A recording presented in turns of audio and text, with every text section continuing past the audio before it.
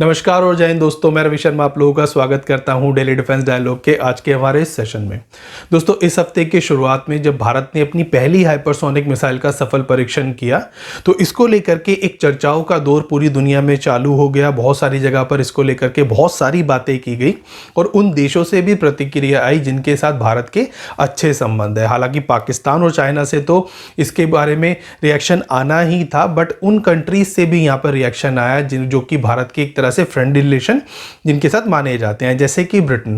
Britain में कुछ जानकारों की तरफ से, स्पेशली वहाँ के एक वेल नोन सिनेमाटोग्राफर है जिनका नाम है बेनेडिक्ट स्पेंस, उन्होंने इसको लेकर के एक्स के ऊपर कुछ यहाँ पर क्लेम्स किए हैं, जहाँ पर उन्होंने ये कहा है कि भारत जो कि ब्रिटेन से डायरेक्ट फाइनेंशियल एड लेता है वो इस तरह की मिसाइल्स बना रहा है, और ब्रिटेन जो कि इस भारत को एड देता है, पैसा देता है, और वो आज के दिन में बहुत सारे रिसोर्सेज को लेकर के फाइनेंशियल क्राइसिस का सामना कर रहा है। इसके अलावा ब्रिटेन के पास क्योंकि हाइपरसोनिक मिसाइल की जो टेक्नोलॉजी है वो अभी चुनिंदा देशों के पास ही है। अमेरिका भी इसमें पूरी तरह एक तरह से कह सकते हैं परिपक्व नहीं माना जा सकता अमेरिका को। तो मेनली रशिया और चाइना दो ऐसे देश हैं जिनके पास ऐसी फुल फ्लेजेडली हाइपरसोनिक मिसाइल्स हैं, और भारत यहाँ पर चौथा ऐसा देश होने जा रहा है रशिया, चाइना और अमेरिका के बाद जिसके बेड़े में एक हाइपरसोनिक मिसाइल जो है इंक्लूड होने जा रही है। और इसी को लेकर के ब्रिटेन के कुछ लोग यहाँ पर अपनी तंज कसते हुए इस चीज़ को लेकर के ट्विटर पे और सोशल मीडिया पे यहाँ पर बहुत सारे आर्टिकल्स लिख रहे हैं। हालांकि ब्रिटेन के लोगों की तरफ से इस तरह का रिएक्शन जब हमारे चंद्रयान सफल हुआ था उस समय भी आया था, तो बहुत सारे लोग इसको लेकर के बातें बना रहे हैं। और वो पुरानी कहावत है ना कि हाथी चले बाजार और कुत्ते भौंके हजार, तो यहाँ पर ऐसा ही हो रहा है। बट यहाँ पर हमारे पड़ोसी यानी कि चीन और पाकिस्तान दोनों ही इस चीज़ को लेकर के बहुत ज़्यादा चिंतित हो गए हैं। पाकिस्तान के लिए तो एक बहुत बड़ा झटका माना जा रहा है, क्योंकि भारत जिस स्पीड से, जिस तरह से लगभग हर हफ्ते हर महीने कोई ना कोई मिसाइल का परीक्षण करता है। कुछ दिनों पहले ही एक लैंड बेस्ड क्रूज मिसाइल को हमने उड़ीसा में ही उसका टेस्ट किया था और एक सफल परीक्षण था। कुछ समय पहले आपको याद होगा भारत ने मर्व कैपेबिलिटी वाली अग्नि 5 मिसाइल को भी यहाँ पर टेस्ट किया था। उससे पहले हमने एंटी सैटेलाइट मिसाइल और जितनी भी तरह की आजकल के दुनिया में मिसाइल्स होती हैं वो सभी भारत के आर्सेनल में इंक्लूड हो चुकी हैं। और सबसे बड़ी बात यह है कि यहाँ पर जितनी भी मिसाइल्स हैं भारत अपने इंडिजीनियस लेवल पर ही बना रहा है। तो कह सकते हैं कि आज के दिन में भारत का जो मिसाइल प्रोग्राम है वो यूएस से भी ज़्यादा एडवांस हो चुका है। कहीं रशिया और चाइना दो ऐसे देश हैं जो कि भारत को इस चीज़ में कंपटीशन देते हैं, बट भारत का जो मिसाइल डेवलपमेंट प्रोग्राम है वो आज के दिन में यूएस से कुछ हद तक आगे निकल गया है। इस चीज़ को लेकर के पूरी दुनिया में चर्चाएं जारी हैं, और पाकिस्तान अब यहाँ पर बुरी तरह फंसता हुआ नजर आया है, क्योंकि पाकिस्तान के आर्सेनल में कोई भी ऐसी मिसाइल नहीं है जो कि इस तरह की कैपेबिलिटी रखती हो। पाकिस्तान का जो मिसाइल डेवलपमेंट प्रोग्राम है वो बहुत हद तक चाइना पर बेस्ड है, और अमेरिका कभी भी पाकिस्तान को 3000 किलोमीटर से ज़्यादा लंबी दूरी तक मार्क करने वाली मिसाइल्स बनाने नहीं देता। अब आप सोचेंगे 3000 क्यों? तो इसीलिए क्योंकि इजराइल में पाकिस्तान से का जो डिस्टेंस है पाकिस्तान और इजराइल का वो लगभग 3300 किलोमीटर का है। तो पाकिस्तान को जो मिसाइल अमेरिका ने बनाने दी वो सिर्फ वही हैं जो कि भारत को कवर करती हों। तो पाकिस्तान आने वाले दिनों में भी इस चीज़ की कल्पना नहीं कर सकता कि उसके बेड़े में कोई हाइपरसोनिक मिसाइल अमेरिका उसको बनाने देगा। अमेरिका जिस तरह से और जिस स्पीड से पाकिस्तान के ऊपर सैंक्शंस लगाता है, वैसे पाकिस्तान जो है MTCR का मेंबर नहीं है, इस वजह से भी अमेरिका इस कंट्री को बहुत ज़्यादा रिलैक्सेशन नहीं देता है, और बहुत सारी कंपनीज़ के ऊपर, बहुत सारी फर्म्स के ऊपर, बहुत सारी यूरोपियन फर्म्स के ऊपर भी अमेरिका समय समय पर प्रतिबंध लगाता रहता है, जो कि पाकिस्तान के मिसाइल डेवलपमेंट प्रोग्राम में कहीं ना कहीं हेल्प करती हैं। अब भारत ने जो हाइपरसोनिक मिसाइल यहाँ पर बनाई है, देखिए हाइपरसोनिक मिसाइल वो मिसाइल है जिसकी स्पीड 5 माक से ज़्यादा हो।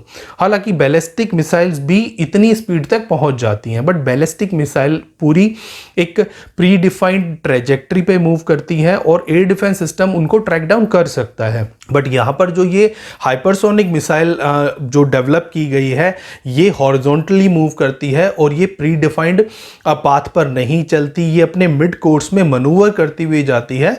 और जब कोई मिसाइल मार्क 6 मार्क 7 की स्पीड पे, क्योंकि जो हमने अभी मिसाइल बनाई है वो मार्क 6 की उसकी स्पीड है और 1500 किलोमीटर की उसकी रेंज है, तो इस रेंज के साथ और स्पीड के साथ जब कोई मिसाइल मनूवर करती हुई किसी एरिया में मूव करती है और स्पेशली जब लो एटमॉस्फेयर में मूव करती है तो उनको किसी भी इंटरसेप्टर मिसाइल के द्वारा या फिर किसी भी रडार के द्वारा ट्रैक डाउन करना बहुत ज़्यादा मुश्किल होता है। अब भारत ने जो मिसाइल बनाई है ये एक long range anti ship missile है, यानी कि एक ऐसी हाइपरसोनिक मिसाइल है जो कि नेवल सिस्टम्स के अंदर यूज़ की जाएगी और ये एंटी शिप मिसाइल है। तो ये मिसाइल प्रोजेक्ट विष्णु के तहत नहीं बनाएगी, हालांकि हमने आपको लास्ट वीडियो में बताया था कि ये मिसाइल प्रोजेक्ट विष्णु के तहत बनाई गई, बट जो इन्फॉर्मेशन आ रही है डीआरडीओ की तरफ से वो अब ये आ रही है कि ये मिसाइल प्रोजेक्ट विष्णु के तहत नहीं बनाई गई, बल्कि प्रोजेक्ट विष्णु के तहत अगले साल तक जो मिसाइल बनाई जानी है जिसकी डेट अगले साल आएगी, यानी कि उसका परीक्षण अगले साल तक संभव है, वो एक लॉन्ग रेंज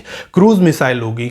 सो ये मिसाइल बिल्कुल डिफरेंट है और ये भी बहुत ज़्यादा गर्व करने की बात है कि भारत के जो हाइपरसोनिक मिसाइल को लेकर प्रोग्राम्स हैं वो नेवल वेरिएंट अलग बन रहा है और एक क्रूज मिसाइल अलग बन रही है, हाइपरसोनिक ग्लाइड व्हीकल अलग बन रहा है। तो बहुत सारी तरह की मिसाइल जो कि हाइपरसोनिक मिसाइल की कैटेगरी में आती हैं वो हम अलग अलग लेवल पर बना रहे हैं। इसके अलावा हमारी कुछ ऐसी प्राइवेट फर्म्स भी हैं जो कि हाइपरसोनिक ग्लाइड व्हीकल बना रही है, जैसे कि यहाँ पर एक HGV-202F नाम का एक हाइपरसोनिक ग्लाइड व्हीकल बनाया जा रहा है जो कि मार्क 27 तक मूव करेगा और ये एक प्राइवेट फर्म इसको बना रही है जिसका नाम HTPV है। तो ये फर्म इसको बना रही है। तो इस तरह से भारत में बहुत सारे प्रोग्राम्स चल रहे हैं जो कि अलग अलग पर्पस के लिए हाइपरसोनिक मिसाइल्स को डेवलप कर रहे हैं। अब अगर पाकिस्तान की बात की जाए तो अब पाकिस्तान के पास क्या ऑप्शन बनते हैं, तो देखिए पाकिस्तान को सिर्फ एक ही देश है पूरी दुनिया में जो कि इस समय हाइपरसोनिक मिसाइल दे सकता है और वो देश है चाइना।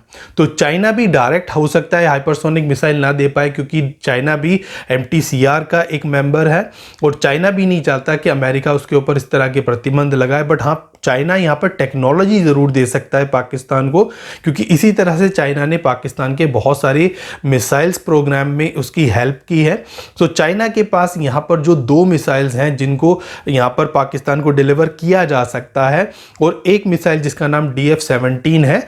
DF-17 एक हाइपरसोनिक मिसाइल है और ये मिसाइल पाकिस्तान ने चाइना से 2021 में भी डिमांड की थी जब भारत ने S-400 को अपने बेड़े में शामिल किया था। तो S-400 की कार्ड के रूप में पाकिस्तानी मीडिया ने और पाकिस्तानी सरकार ने DF-17 को चाइना से डिमांड किया था। हालांकि ये खबर कितनी ज़्यादा पुख्ता है इसके बारे में तो नहीं कहा जा सकता, बट यही एक वो मिसाइल है जो कि पाकिस्तान की इस नीड को, यानी कि हाइपरसोनिक मिसाइल की जो नीड है उसको यहाँ पर पूरा कर सकती है। इसके अलावा 2 और मिसाइल हैं जो कि पाकिस्तान को हाइपरसोनिक मिसाइल डेवलपमेंट प्रोग्राम शुरू करने में या उसके बारे में ज़्यादा जानने में हेल्प कर सकती हैं और वो है डोंगफेंग 21D और डोंगफेंग 31। सो ये 2 मिसाइल हैं जो कि हाइपरसोनिक ग्लाइड व्हीकल के साथ अटैच होकर के as a hypersonic missile work कर सकती हैं। तो ये 3 मिसाइल यहाँ पर पाकिस्तान को चाइना की तरफ मिल सकती हैं, बट ऐसा लगता नहीं है कि चाइना आज के दिन में पाकिस्तान की इस मिसाइल को लेकर के हेल्प करेगा। हालांकि बैकडोर पे 1-2 साल बाद 3 साल बाद हो सकता है चाइना चुपके से इस टेक्नोलॉजी को पाकिस्तान को दे, क्योंकि चाइना ने हमेशा ये कोशिश की है कि भारत अगर कोई मिसाइल यहाँ पर डेवलप कर रहा है, कोई ऐसा सिस्टम डेवलप कर रहा है जो कि पाकिस्तान के ऊपर दबाव डालता हो, वो चीज़ें चाइना हमेशा पाकिस्तान को मुहैया कराता है। इसके अलावा एक और कंट्री है जिसके ऊपर पॉसिबिलिटी है यहाँ पर कि वो पाकिस्तान की हेल्प कर सकती है, क्योंकि पाकिस्तान ने उसके न्यूक्लियर डेवलपमेंट प्रोग्राम में बहुत ज़्यादा हेल्प की है और वो है नॉर्थ कोरिया। तो नॉर्थ कोरिया की भी एक हवांगसोंग 8 नाम की मिसाइल है जिसका परीक्षण 2021 में नॉर्थ कोरिया ने किया था और ये एक हाइपरसोनिक मिसाइल है। तो ये मिसाइल भी पाकिस्तान को मिल सकती है, बट नॉर्थ कोरिया से ये टेक्नोलॉजी पाकिस्तान कैसे एक्वायर्ड करेगा, ये एक बड़ा सवाल है।